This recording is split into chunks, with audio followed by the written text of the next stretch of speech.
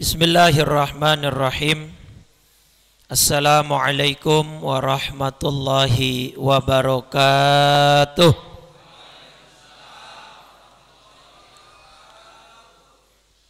Alhamdulillah. Alhamdulillahilladzi jama'ana fi hadzal makan wa tafaddala alaina bi ni'matil islami wal iman. Ashhadu an la ilaha illallah wahdahu la syarika lah syahadatan yathqalu bihal mizan wa ashhadu anna sayyidana wa nabiyyana Muhammadan abduhu wa rasuluhu sayyidu waladi adnan. Allahumma salli wa sallim wa karrim wa azzim ala sayyidina Muhammadin wa ala alihi wa ashabihi haqqa qadrihi wa miqdarihi al-azim. Subhanaka la ilma lana illa ma 'allamtana innaka antal alimul hakim. Rabbi shrah li sadri wa yassir li amri wahlul 'uqdatam min lisani yafqahu qawli wa saddid lisani wahdi qalbi bihaqqi sayyidina Muhammadin sallallahu alaihi wasallam, amma ba'du.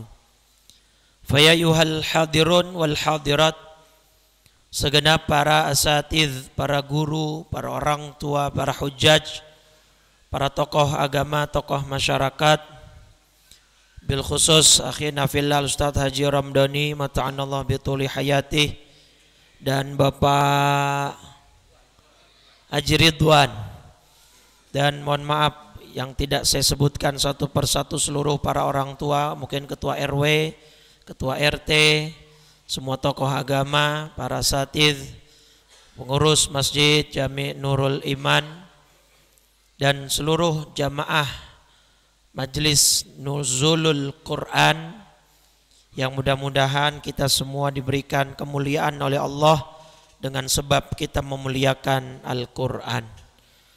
Salawat teriring salam tak lupa senantiasa kita curah limpahkan kepada junjungan kita baginda Nabi besar Muhammad sallallahu alaihi wasallam serta seluruh keluarganya, para sahabat dan pengikutnya hingga yaumil qiyamah. Mudah-mudahan kita semua tergolong umatnya yang kelak mendapat syafaatnya di yaumil qiyamah nanti. Amin ya rabbal alamin. Bapak Ibu, tadi sudah sedikit dibacakan CV kami. Memperjelas lagi, kita ta'aruf. Nama saya cukup sulit ya untuk disebut. Sulit sekali ya. Ahmad Itqanul Himam Rantau. 4 suku kata itu nama saya semua, belum pakai binnya ya. Tapi rantau di sini jangan salah kira, saya bukan orang Sumatera, bukan orang, karena ada daerah rantau Prapat kalau nggak salah di daerah Sumatera sana. Kalau abah saya asli Cilacap, Jawa Tengah. Tapi umah saya asli Klender. Makanya tadi ngobrol sama Pak Haji Ridwan ya masih nyambung ke Mualim Gayar di Klender. Saya tinggal di Cipinang Muara di depan Masjid Al-Marzuqiyah. Kalau pernah dengar Guru Marzuki bin Mirsad, kiainya orang-orang Betawi ya. Alhamdulillah nyampe juga ini di daerah Benda Baru ya, Pamulang. Masya Allah, tadi saya ada acara dulu sebelum ke sini di Cempaka Putih. Jam 5 sore acara kajian menjelang berbuka di kantor Jamkrindo Syariah atau Jamsyar. Saya cek di map jam 5, kemari 1 jam 50 menit. Waduh, saya deg-degan juga itu. Setelah selesai sholat maghrib, buka, saya cek alhamdulillah. Udah lancar, trafiknya tadi cuma 50 menit. Jadi alhamdulillah bisa sampai dengan selamat. Apalagi umur, kayaknya nggak jauh beda ya Pak. Saya lahir tahun 90. Nggak beda jauh kan? Oh, benar. Bapak 91, Masya Allah. Saya kelahiran tahun 90, baru 35 umur saya. Alhamdulillah saat ini sudah berkeluarga. Putra putri saya ada 4. Banyak ya Pak. Tapi yang ketiga meninggal. Jadi yang pertama kelas 3 MI, kelas 2 kelas 1, yang kedua kelas 1, yang ketiga meninggal, yang keempat baru 2 tahun kurang. Doakan biar jadi anak-anak yang soleh dan solehah. Saya yakin doa jamaah Masjid Nurul Iman Benda Baru ini mustajab. Apalagi di malam ini diguyuran hujan diberkahi oleh Allah. Ya, karena kalau orang soleh nggak soleh itu sebenarnya kelihatan dari wajah Pak. Nabi Muhammad SAW ketika hijrah dari Mekah, kemana Nabi hijrah Pak? Madinah. Saat itu namanya belum Madinah, apa? Yathrib. Itu kan orang Yathrib belum pernah ketemu Nabi secara langsung ya. Itu orang-orang Yathrib langsung komentar begitu ngelihat Nabi, arafna annahu laisa bikadzab. Kami tahu orang ini bukan pembohong. Padahal belum pernah ketemu langsung.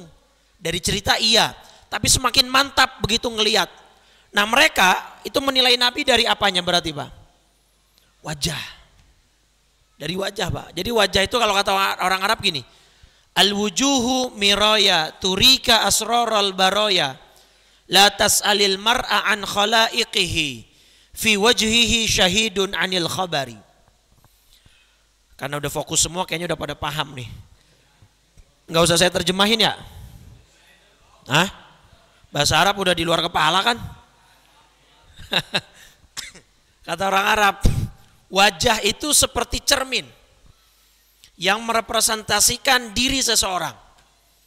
Jadi kita bisa nilai Pak sebenarnya seseorang itu dari wajah. Maka saya buktikan malam ini. Semua jamaah Nurul Iman dari ujung ke ujung saya perhatikan wajahnya kelihatan semua.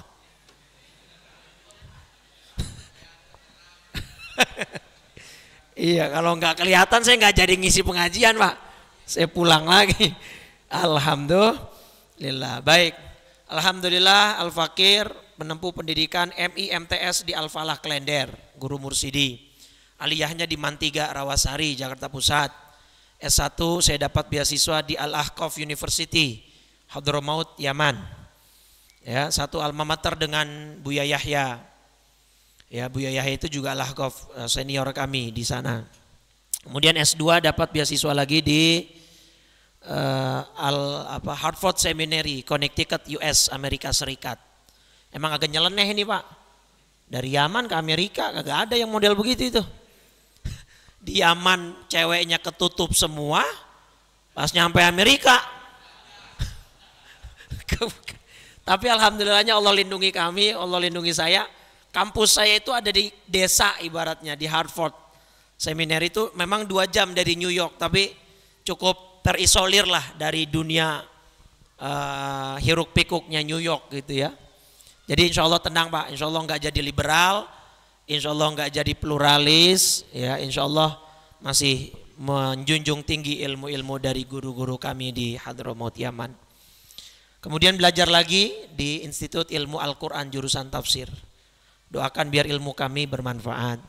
Sekarang kami diamanati di MUI Pusat Komisi Dakwah di bawah Bapak Kiai Haji Khalil Nafis, tahu ya, dan Bapak Kiai Haji Zubaidi. Baik, memang saya yakin betul ini jamaah Nurul Iman orang-orang baik semua. Saya tadi agak sedikit skeptis, agak sedikit underestimate gitu ya. Jangan-jangan nih malam 18 jamaahnya udah habis, nggak taunya Masya Allah masjid segede ini. Ya Allah, masih berapa ini, ada 1000 berapa ini? Hah?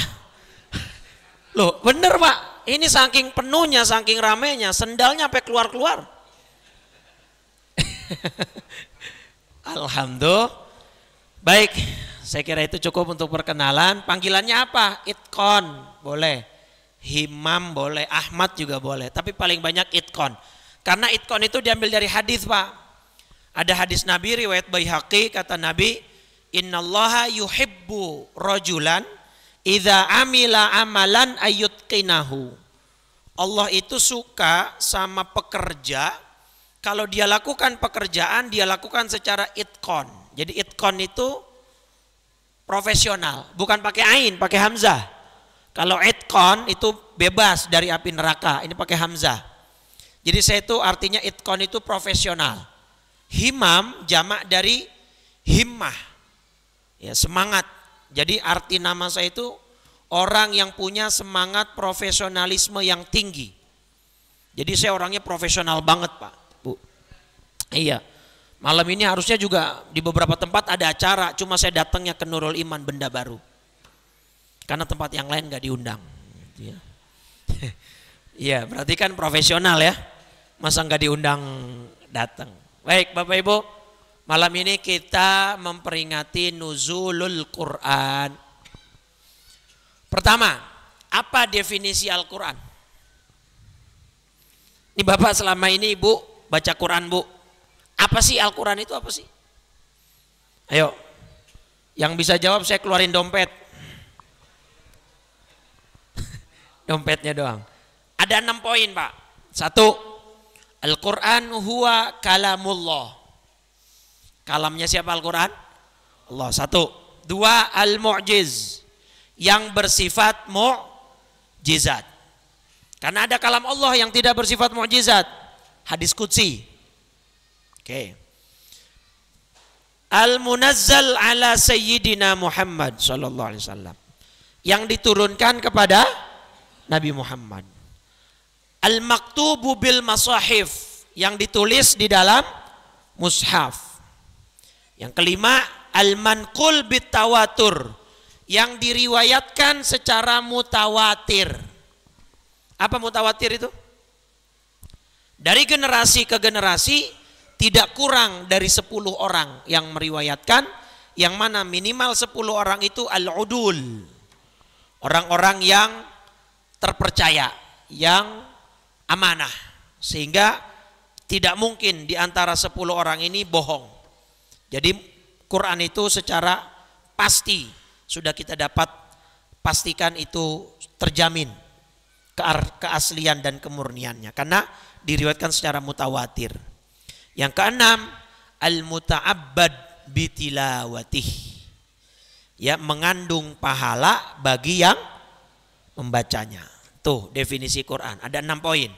Kalam Allah, mengandung mukjizat, diturunkan kepada Nabi Muhammad, ditulis di dalam mushaf, diriwayatkan secara mutawatir, dan mengandung pahala bagi yang membacanya. Tuh, itu namanya Al-Quran.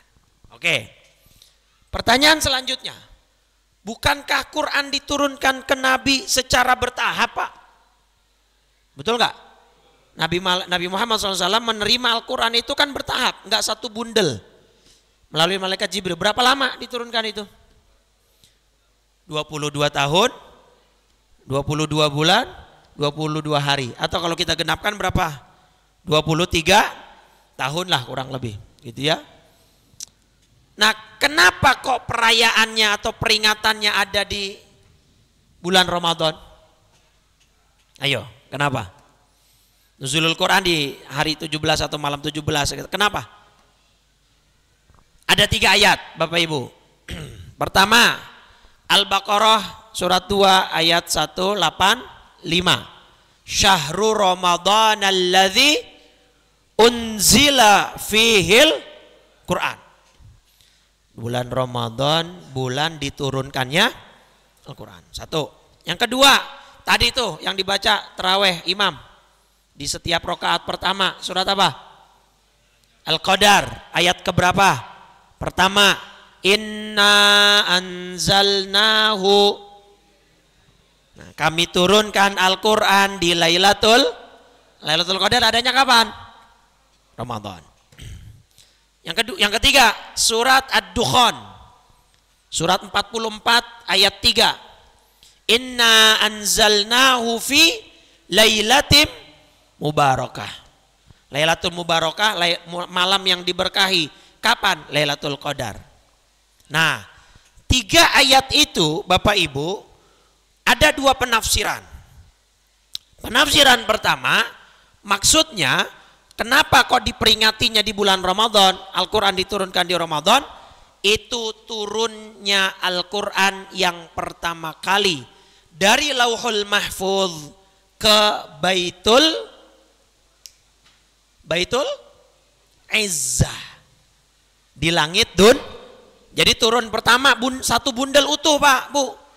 Di sisi Allah ada namanya Lauhul Mahfuz, turun ke langit dunia. Nah, satu bundel paketan Quran full turun itu di malam Lailatul Qadar.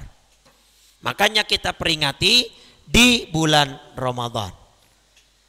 Pendapat kedua, kenapa diperingati nuzulul Quran di malam 17 atau di bulan Ramadan? Karena wahyu yang pertama turun dari Baitul Izzah langit dunia ke Nabi Muhammad SAW yang berupa surat apa tuh? Al-Alaq, ayat berapa? 1 sampai 5. Iqra bismi rabbikal ladzi. Nah, itu turunnya di malam Lailatul Qadar atau di bulan suci Ramadan. Makanya nuzulul Quran diperingatinya di bulan Ramadan. Jelas sampai sini Bapak Ibu? Pengertian Quran udah. Quran adalah kalam Allah yang diturunkan kepada Nabi Muhammad, yang mengandung mukjizat, ditulis di dalam mushaf, diriwayatkan secara mutawatir dan mengandung ibadah pahala yang bagi yang membacanya. Kenapa kok diperingatinya di Lailatul Qadar? Karena tadi atau di malam Ramadan, karena 3 ayat tadi, Al-Baqarah 185, Ad-Dukhan ayat ketiga, Al-Qadar ayat ke-1, itu merujuk kepada turunnya Al-Quran dari Lauhil Mahfuz ke Baitul Izzah. Itu pendapat pertama.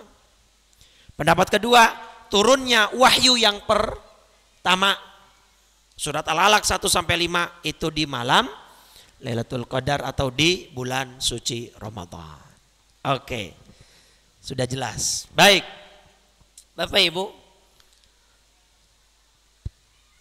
Nabi sempat curhat sama Allah, dan curhatnya ini cukup serius. Surat Al-Furqan, surat 25 ayat 30. Allah Subhanahu wa taala menggambarkan Nabi mengeluh, wa qala ar-rasul ya Rabbi inna qaumi ittakhadhu hadzal qur'ana mahjura. Ya Allah, kata Nabi Muhammad sallallahu alaihi wasallam, ya sebagaimana digambarkan oleh Allah dalam surat Furqan surat 25 ayat 30, ya Rabb, ini umatku menjadikan Al-Qur'an diabaikan. Al-Quran cuma jadi pajangan, Al-Quran cuma jadi mahar pernikahan, Al-Quran cuma jadi ajang lomba wakaf di Masjidil Haram. Tapi dianya nggak pernah baca.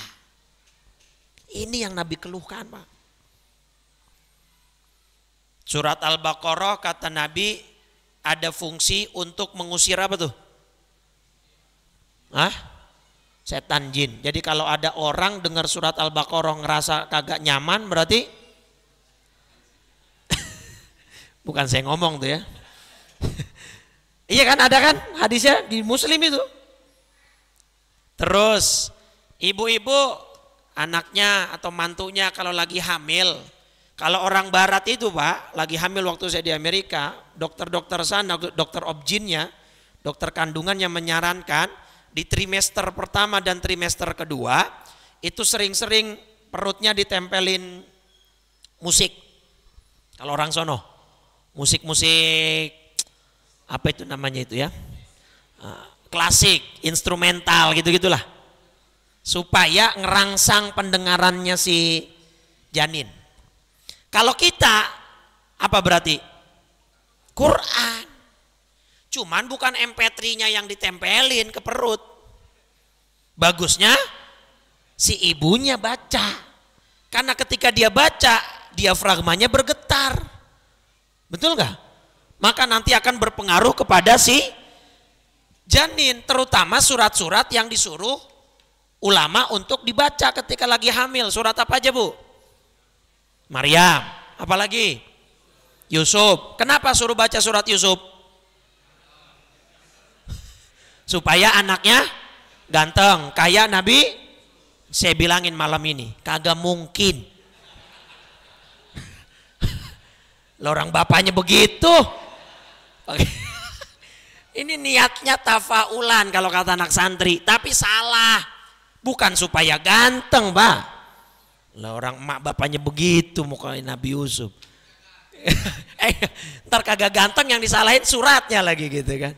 Niatnya supaya imannya, tafaulannya nih niatnya supaya imannya sekuat imannya.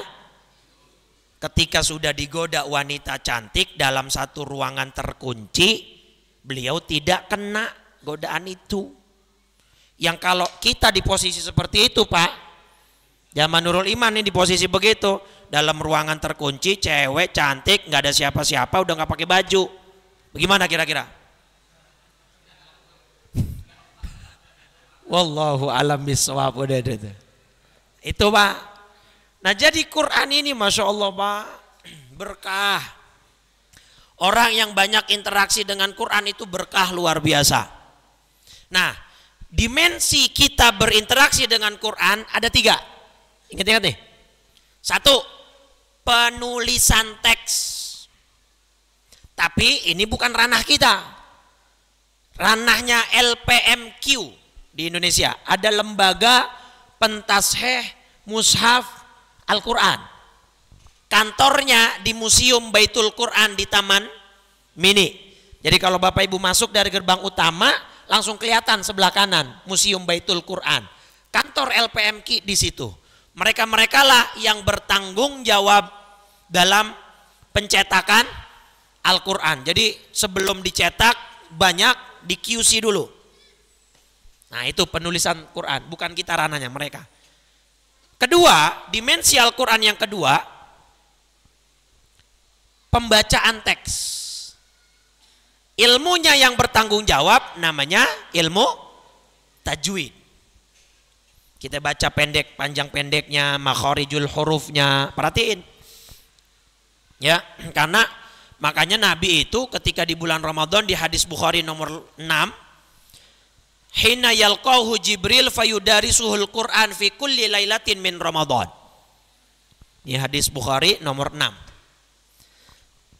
Saya itu biasanya ngisi kajian pakai Infokus di kantornya Pak Haji Romdoni di mana Kalibata. Iya, cuman karena malam ini konsepnya tablik akbar, jadi tadi beliau WA, Ustadz nggak pakai Infokus, ceramah aja. Ya udah siap gitu.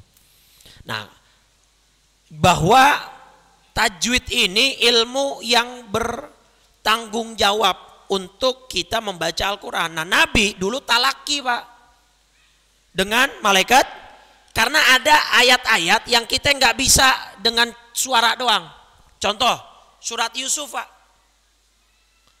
la ta'manna, ada namanya ismam di situ. Ismam itu Bapak Ibu harus monyongin mulut, tapi tidak merubah suara. La ta'manna ala Yusuf. Jadi kalau kita nggak talaki sama guru, nggak belajar face to face sama guru, takut banyak yang salah. Paham ya? Ada lagi surat Al-Ahqaf, surat 46, ayat berapa itu? 4 atau 5? Ada kalimat itu nih. Kalau orang nggak talaki, nanti ada hamzahnya tuh itu. Nah itu nanti ketika di wakaf bacanya takutnya salah dan seterusnya lah. Saya yakin Bapak Ibu sudah lebih pintar baca Quran. Ini muka-mukanya kayaknya 1 juz sehari ini. Ya, sehari sejuz kan? Kemarin di sini sejuz. Baca di tarawih sejuz? Enggak. Oh. Tinggal dipilih jusnya yang warna apa gitu ya. Baik, itu 2 pembacaan teks. Yang ketiga, pemahaman teks. Jadi kita interaksi dengan Quran tinggal menyisakan 2 dimensi. Pembacaan dan pemahaman. Kalau pembacaan ilmunya tajwid, kalau pemahaman ilmunya tafsir. Sekarang saya mau tanya, Bu, Pak, baca Quran itu yang harus difokuskan khatam sesering mungkin apa faham? Hah? Faham? Paham apa khatam? Paham doang berarti khatamnya nggak usah. Ayo. Segini Pak, dua-duanya ada riwayat hadisnya. Nabi berkata kepada sahabat, nih hadis riwayat Imam Ahmad dan Nasai. Afdalul a'mal, kata Nabi, salah satu amal yang paling bagus al-halul murtahal. Yaitu orang baca Quran dari awal sampai akhir, kemudian dia ulang lagi. Begitu terus. Di hadis Muslim, Nabi juga bersabda ketika sahabat tanya, berapa kali saya harus khatam Quran ya Rasul? Iqra'hu fi kulli syahrin. Khatamkan dalam setiap bulan 1 kali. Berarti program itu tuh yang anak-anak muda sekarang tuh apa? One day one juz. Odoj. Terus kata sahabat, ada yang interupsi, ya Rasul, ini utiku afdala min dalik. Saya bisa lebih cepat dari sebulan. Ya udah, iqra'hu fi kulli 20. Khatamkan dalam waktu 20 hari 1 kali. Kalau 20 hari sekali berarti seharinya berapa? 1,5 juz. Ya kurang lebih. Kata sahabat yang satu lagi, saya bisa lebih cepat ya Rasul. Ya udah, iqra'hu fi kulli 10 sekarang, fi kulli 20. 10 hari sekali. Kalau 10 hari sekali berarti seharinya 3 juz. Betul ya? Bisa? Sehari 3 juz bisa nggak? Ya udah, gak usah pakai ragu-ragu, bilang aja kagak. Iya. Terus ada sahabat lagi bilang, saya bisa lebih cepat lagi ya Rasul. Ya udah, baca atau khatamkan fi kulli 7. 7 hari sekali. Kalau 7 hari sekali berarti seharinya berapa juz? 4. 7 kali 4 28 kan? Ya. 4 juz sekian lah. Lebih mustahil lagi bagi kita itu. Nah, jadi ada Pak riwayat-riwayat hadis yang Nabi menganjurkan tetap sahabat untuk sesering mungkin apa? Khatam. Bahkan Imam Ahmad bin Hambal dalam kitab Fawaidul Mukhtarah ada riwayatnya. Fawaidul Mukhtarah itu karyanya Habib Zain bin Smith. Ada riwayat Imam Ahmad bin Hambal mimpi ketemu Allah.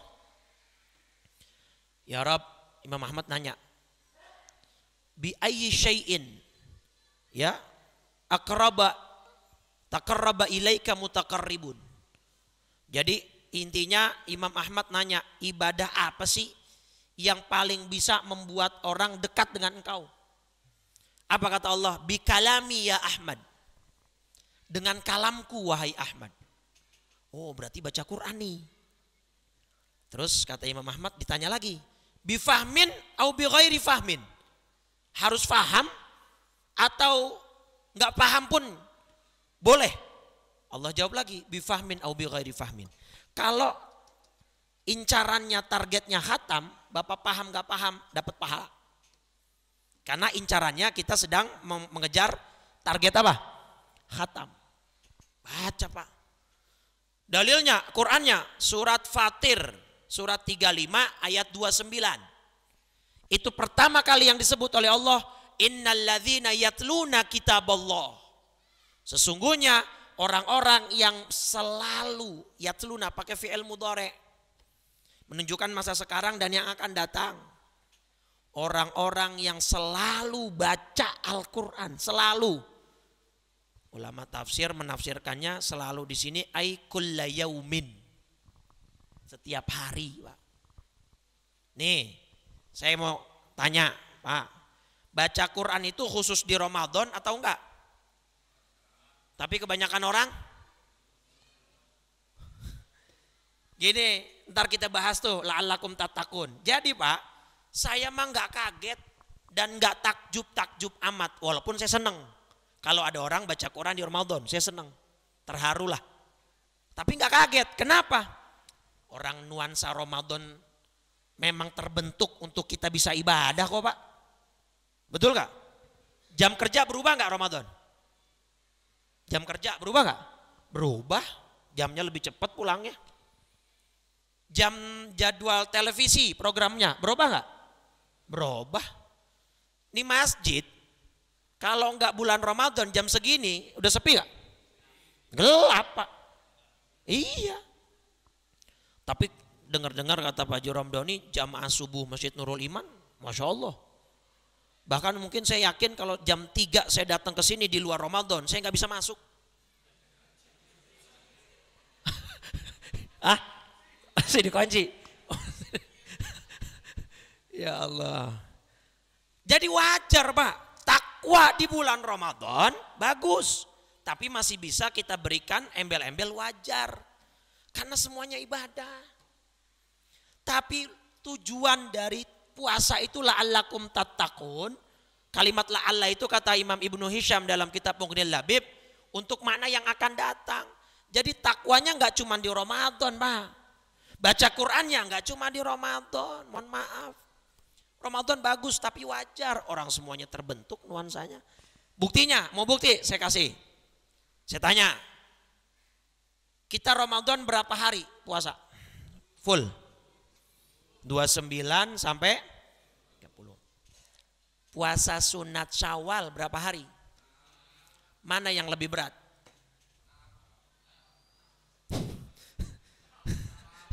Jujur, mana yang lebih berat? Yang 6 kan? Kenapa? Karena begitu udah lebaran, nuansa ibadah udah hilang. Udah gak terbentuk lagi. Maka itu tergantung iman masing-masing. Lah kita lagi puasa, bini beli mie ayam. Kita lagi puasa, anak nyemilin nastar. Susah, apalagi yang pulang kampung. Padahal cuma 6 hari. Kenapa yang 29-30 bisa, yang 6 hari susah? Itu. Karena nuansanya udah gak ngedukung. Makanya kalau orang Jawa ada istilah lebaran kupat ya. Lebaran ketupat ya. Di tanggal 8 Syawal kan. Itu karena orang-orang tua zaman dulu ngebentuk suasana di kampungnya tanggal 2 Syawal sampai 7 Syawal puasa lagi bareng-bareng. Ditarim begitu Pak di Hadramaut saya. Jadi enak, lebih ringan, kebantu kita. Cuman kalau di Indonesia kagak mungkin bisa seluruhnya begitu. Ya beberapa kampung aja paling kalau yang bisa. Nanti lebaran ramenya di tanggal 8. Tuh. Jadi maksud saya Bapak Ibu, kalau baca Quran di Ramadan wajar, emang bulannya, emang waktunya. Ujian kita sesungguhnya setelah Ramadan besok. Masih dibaca enggak tuh Quran? Amin. Tapi insya Allah emang wajah-wajah ahli baca Quran ini sih. Terasa Pak beda duduk sama orang soleh enggak tuh. Biasanya saya sih ceramah di mana-mana panas gerah, di sini adem Pak. Hujan. Nah maka ayo Pak ya, baca Quran setelah Ramadan. Sampai saya suka ngomong ke jamaah saya di Jakarta. Ibu-ibu kayak bapak-bapak, Pak sehari seayat juga gak apa-apa.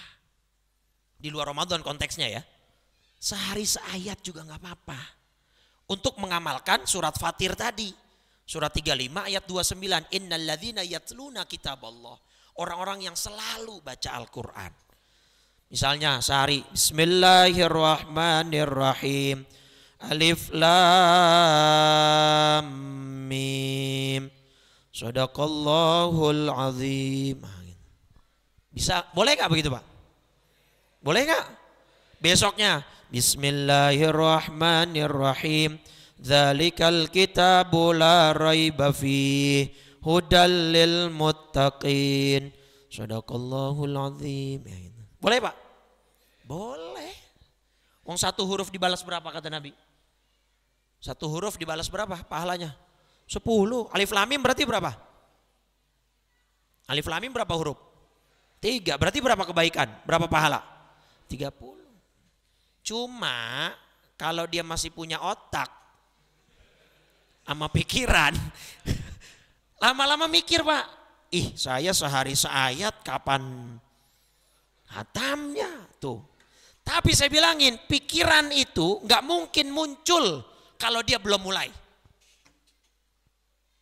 Paham maksud saya? Jadi setelah Ramadan kita harus revolusi besar-besaran. Tiada hari tanpa baca walaupun satu ayat. Ini ajakan serius Pak. Walaupun kedengarannya kayak aneh, ya ntar lama-lama mikir dia.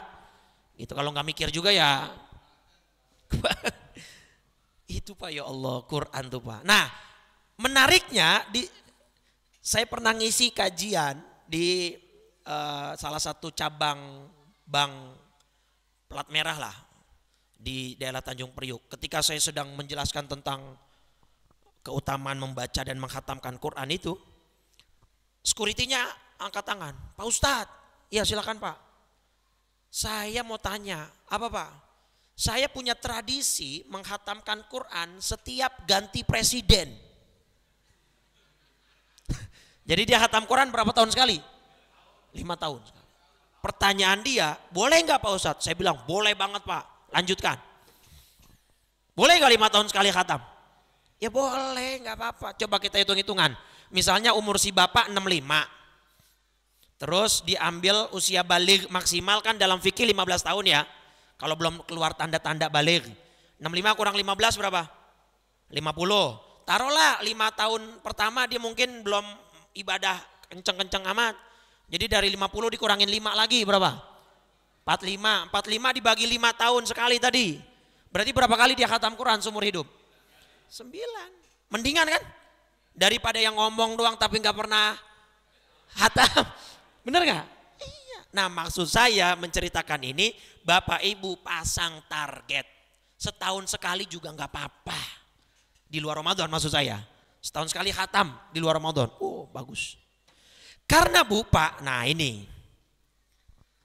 Baca Quran itu bisa ngaruh ke kondisi ekonomi gak sih Bapak Ibu? Bisa gak? Dalilnya mana? Bisa-bisa aja. Nah itu Pak. Masih surat yang sama. Surat Fatir itu surat 35 ayat 29. Di ujung ayatnya Allah bilang kan innalladzina yatluna kitaballah wa aqamus shalah wa anfaqu mimma razaqnahum sirran wa alaniyah yarjuna tijaratan lan tabur. Orang yang selalu baca ayat Allah Quran, dia seperti sedang berbisnis, berniaga dengan Allah yang tidak akan pernah rugi. Oh, rasain deh Pak, rasain. Bahkan saya punya guru Quran saya waktu di Hadramaut ngomong begini, itqan. Pakai bahasa Arab tentunya, cuman saya terjemahin langsung dah. Ente ntar kalau udah lulus dari sini punya jamaah begini, jangan lepas dari khatam Quran. Bahkan ente bikin catatan berapa kali ente udah khatam. Tapi jangan kasih tahu yang lain, itu buat catatan pribadi. Ntar buat apa guru, buat apa syekh, buat ente tandain. Di khataman Quran yang keberapa Allah angkat derajat ente nanti. Maksudnya untuk menyemangati doang itu zaman. Lah zaman sekarang kan orang kan apa-apa kan arahnya ke duniawi Pak. Lah kalau emang lewat jalur agama Allah perkenankan memang ada dalilnya, why not gitu. Betul gak? Nah di dalam surat Toha lebih jelas lagi Pak. Surat Toha surat 20 ayat 124. Waman a'radu an dzikri fa inna lahu ma'isyatan dongka wa nahsyuruhu yaumal qiyamati a'ma. Orang-orang yang berpaling dari peringatanku, zikri di situ, ulama tafsir sepakat maksudnya Al-Qur'an. Jadi orang yang berpaling dari Al-Qur'an, dia akan menghadapi kehidupan yang sempit. Surat Toha surat 20 ayat 124. Oke, kita analisa dari kitab usul fikih ada namanya mafhum mukhalafah. Saya yakin Bapak Ibu nyambung nih. Tapi ngomong-ngomong udah pada buka belum ini? Udah ya, alhamdulillah dah kalau udah buka. Orang yang berpaling dari Quran hidupnya sempit. Kata Allah dalam surat Toha tadi ayat 124. Berarti pemahaman kebalikannya yang tidak berpaling dari Al-Quran hidupnya lapang, luas. Luas apa? Nah, di sini Ulama tafsir beda pendapat. Pendapat pertama, maksudnya orang yang berpaling dari Quran hidupnya sempit di kuburannya. Allah sempitkan kuburannya. Pendapat kedua, maksudnya adalah sempit di kehidupan dunianya.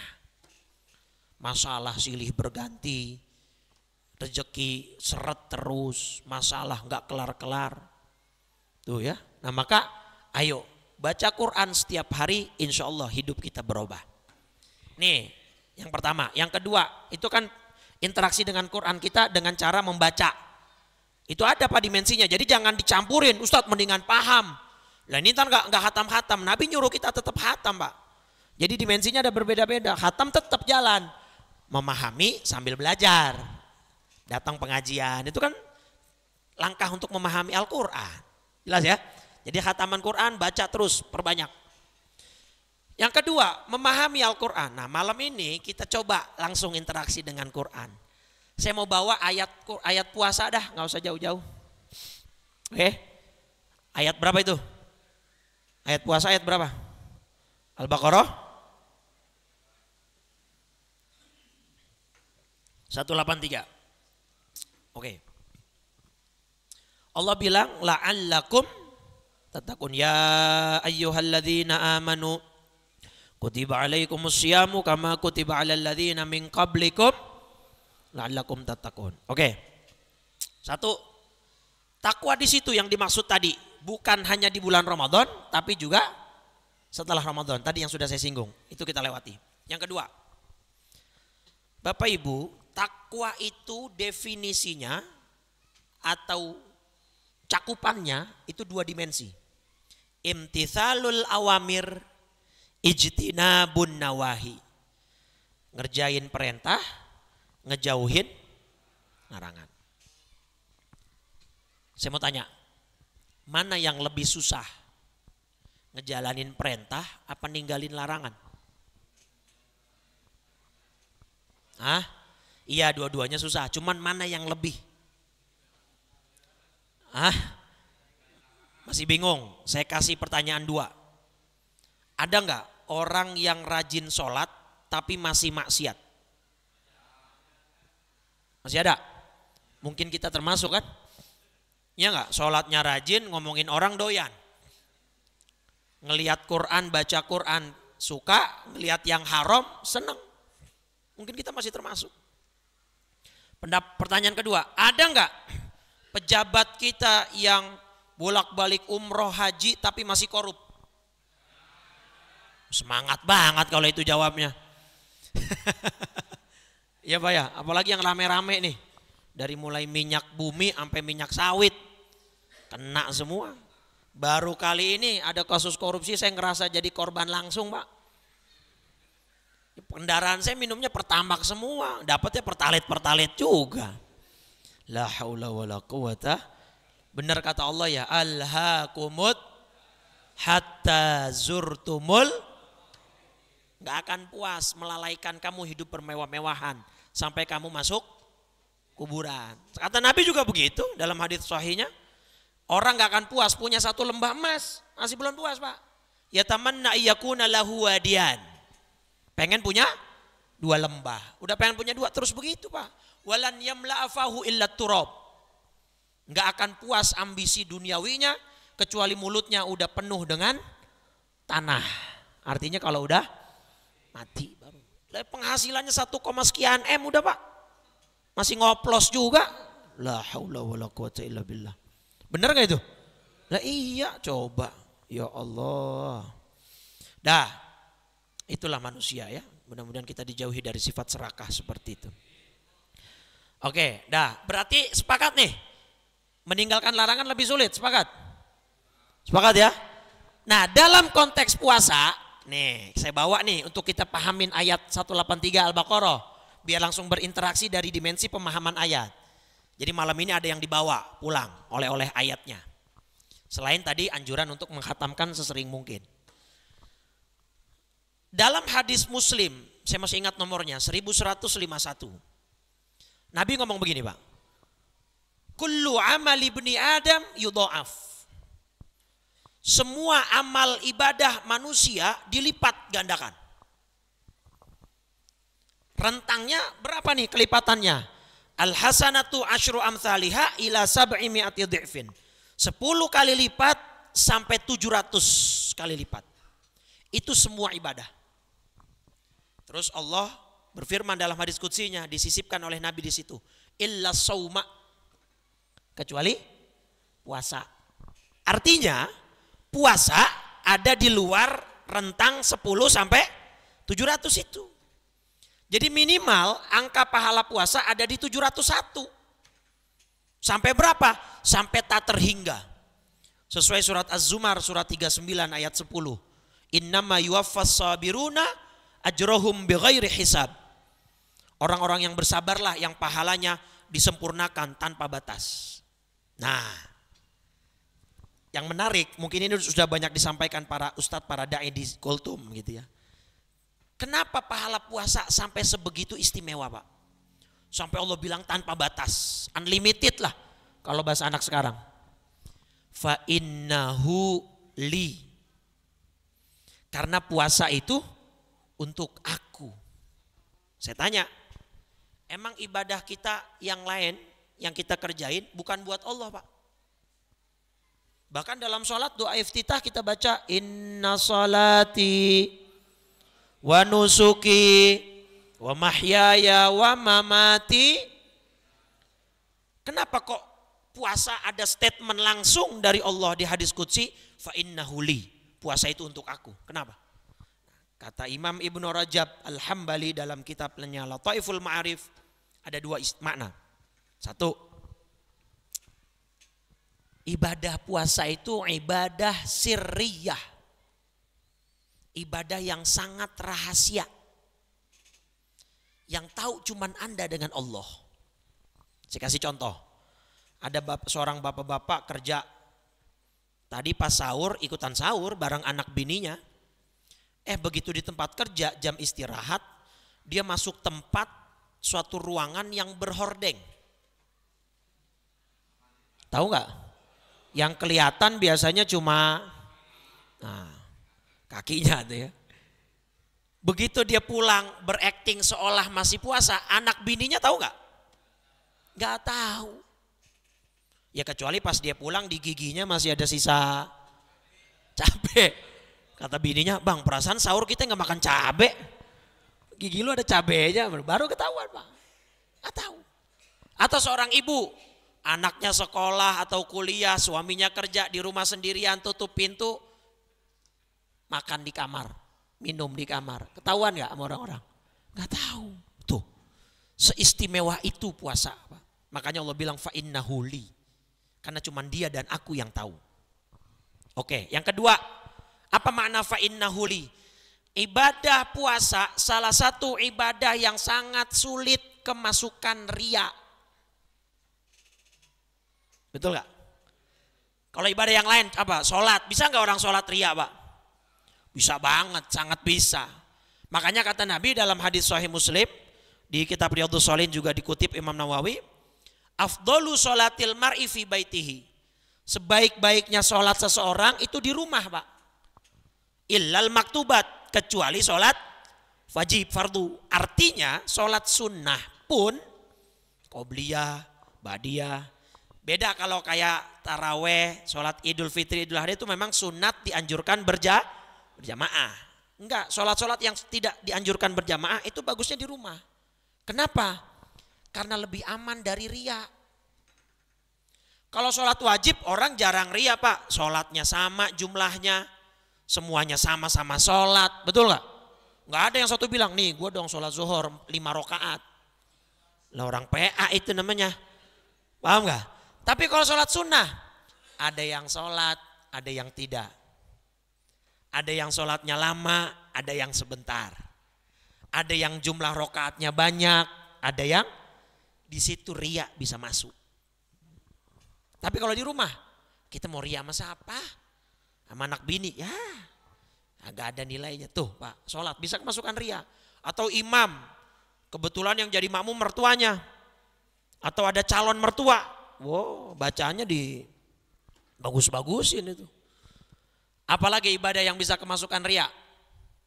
Haji, umroh. Apalagi kalau di kampung saya di Muara di Klender yang berangkat satu orang, yang nganter bisa satu bus sendiri. Betul gak itu? Atau bahkan kalau kita punya tradisi ratiban dulu kan, walimatus safar, undang tetangga saudara maaf-maafan, dia sebagai sahibul hajat, sambutan. Terima kasih Bapak Ibu, tetangga saudara atas kehadirannya di acara walimatus safar kami ratiban untuk mendoakan keberangkatan kami sekeluarga yang akan haji ke 35 kali. Tuh, belum berangkat udah. Betul gak? Tapi puasa, gimana cara orang pamer puasa? Saya tanya. Sulit, orang suruh nyium bau mulutnya. Orang gila itu namanya. Siapa yang mau gitu kan. Nah makanya Allah bilang fa innahu li, puasa itu buat aku. Karena serahasia dan seintim itu antara kita dengan Allah. Tuh maknanya. Nah cuma Nabi bilang di hadis Musnad Ahmad dan Imam Ibnu Majah, ada banyak golongan kata Nabi, kam min sa'imin atau rubba sa'imin laisa lahu min siyamihi illal ju' wal atash. Berapa banyak orang puasa dia cuma dapat apanya? Berarti pahalanya dapat enggak? Kenapa?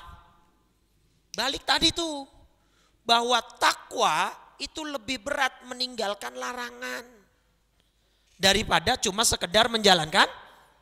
Nah, dalam konteks puasa, kenapa kata Nabi banyak yang dapat pahala dapat lapar dan haus doang? Karena dia puasa cuman ngejalanin perintah, larangannya tetap dilanggar. Contoh, ibu-ibu pagi-pagi jam 8 mau ke tukang sayur. Harusnya cuma bisa 5-10 menit, ketemu bestinya. Tahu besti enggak? Ya. Akhirnya malah ngobrol ngalor ngidul ngomongin si A, si B, si C. Akhirnya jadi ghibah.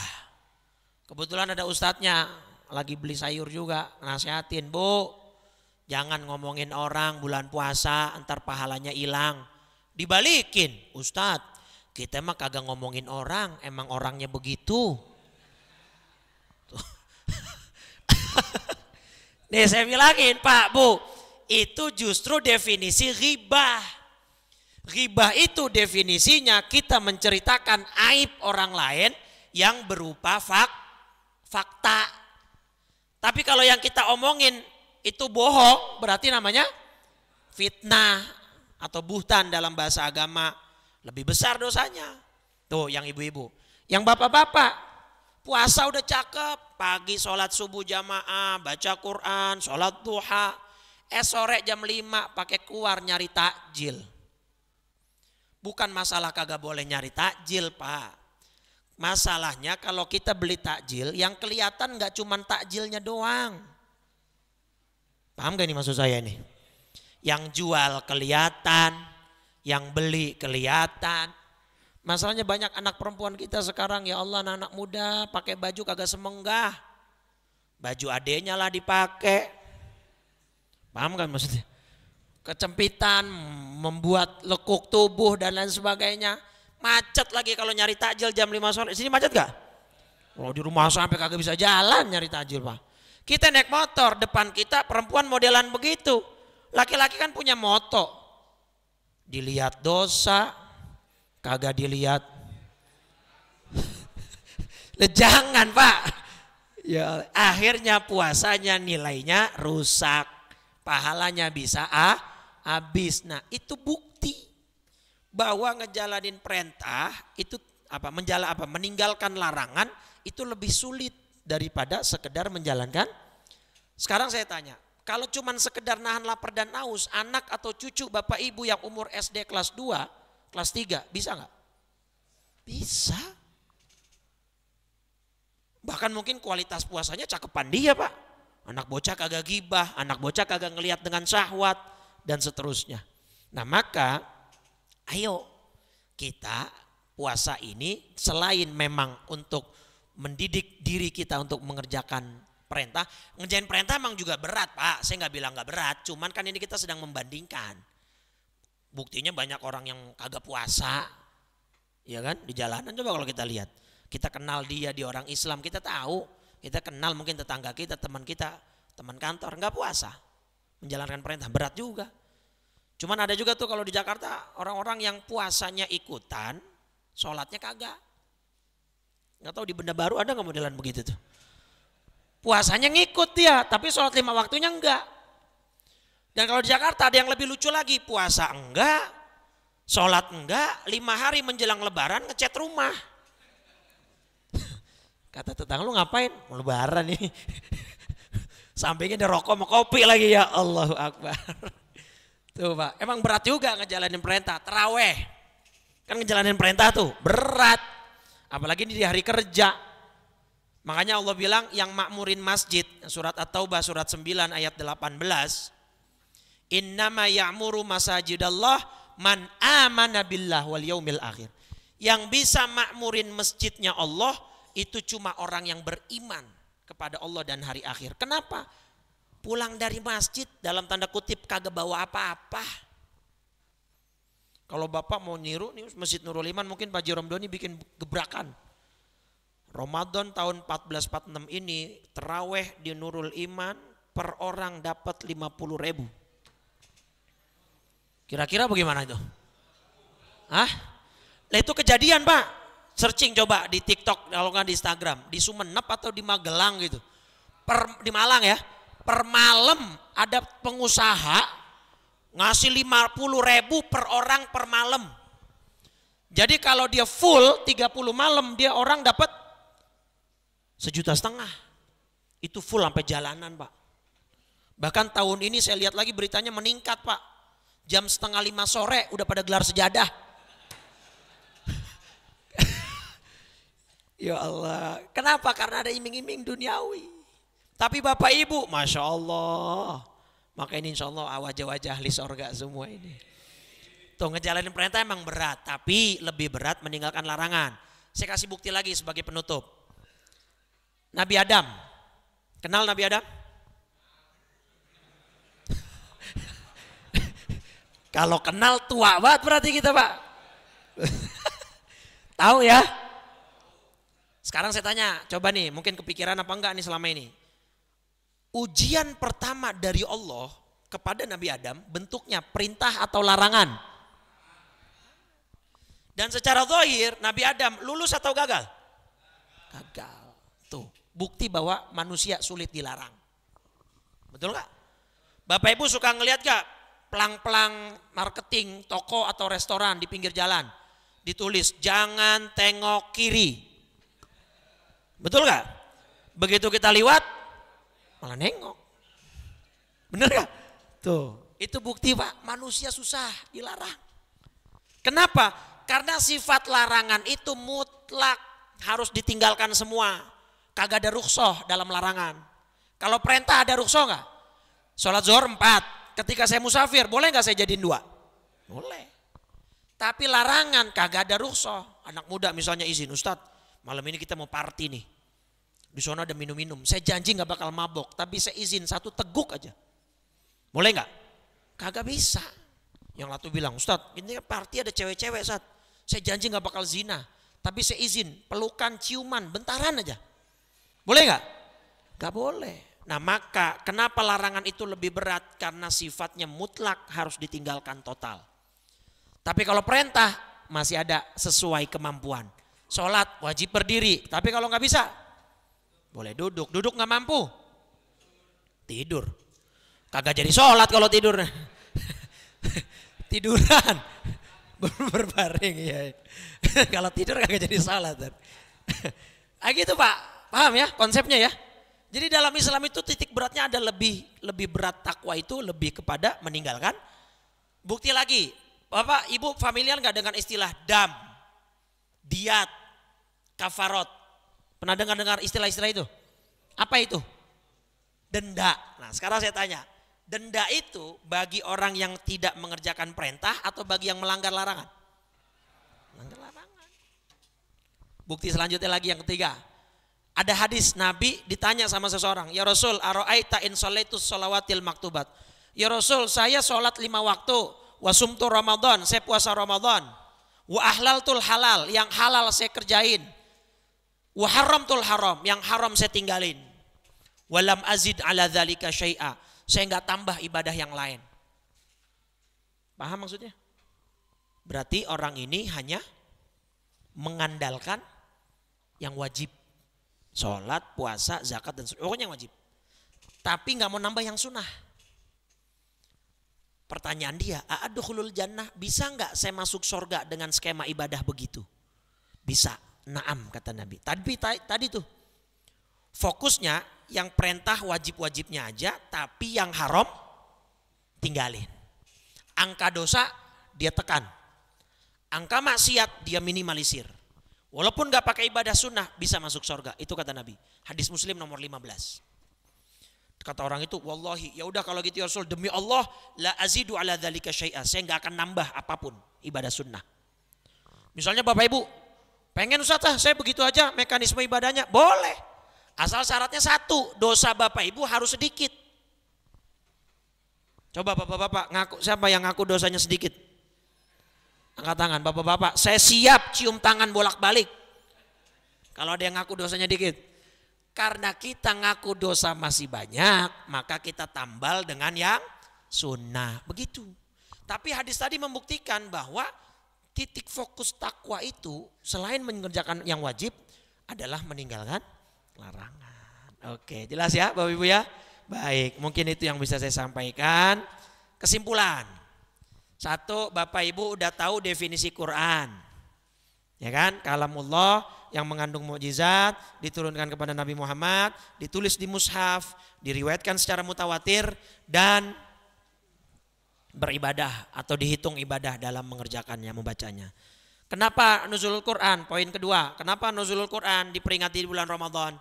Karena satu, bisa jadi turunnya dari Lauhil Mahfuz ke Baitul Izzah. Atau yang kedua, turunnya wahyu pertama Iqra bismi rabbikal ladzi khalaq kepada Nabi itu di bulan Ramadan. Makanya diperingatinya di bulan Ramadan. Terus yang ketiga, dimensi interaksi dengan Quran kita, pembacaan, maka sesering mungkin targetkan khatam, ya, karena itu ada perintahnya tersendiri. Nah, dimensi yang kedua, pemahaman. Nah, ini sambil kita belajar, sambil kita hadir di pengajian. Nah, tadi pemahaman Quran yang saya sampaikan Al-Baqarah 183 tentang takwa, bahwa takwa tidak hanya di bulan Ramadan, tapi takwa juga di bulan selain Ramadan. Baca Quran gak cuma di Ramadan, tapi ujian sesungguhnya di bulan selain Ramadan.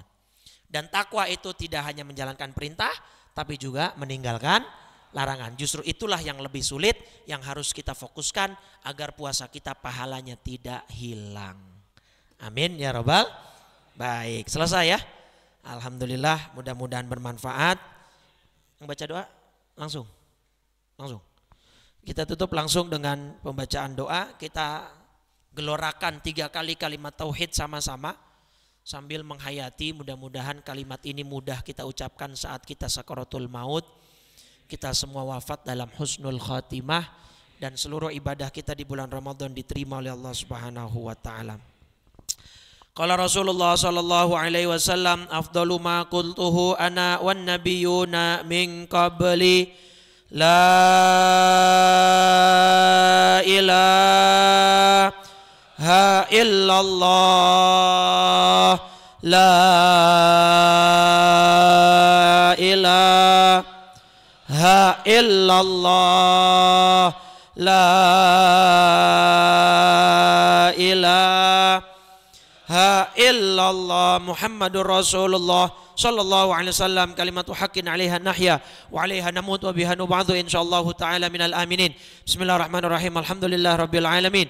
Hamdan na'imin, hamdan syakirin, hamdan yuafi ni'amahu wa yukafi'u mazidah. Ya Rabbana lakal hamdu wa lakal mulku wa lakal syukru kama yanbaghi li jalali wajhikal karim wa li 'azimi sultanik.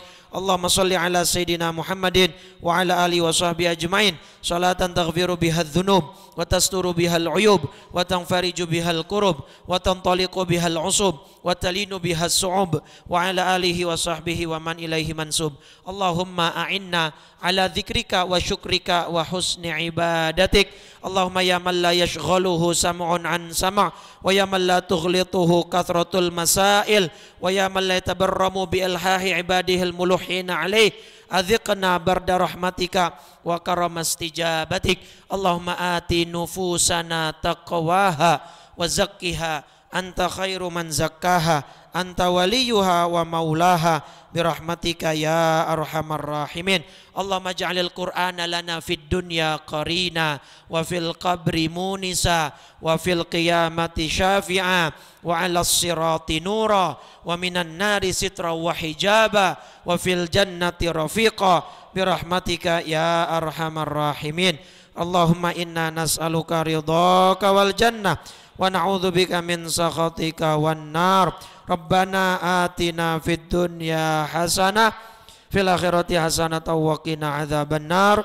Wa sallallahu ala sayyidina Muhammadin wa ala alihi wa sahbihi wa sallam walhamdulillahi rabbil. Subhanakallahumma wa bihamdika asyhadu an la ilaha illa anta astaghfiruka wa atubu ilaik. Kurang lebih dari saya mohon maaf. Walafu minkum. Wassalamualaikum warahmatullahi wabarakatuh.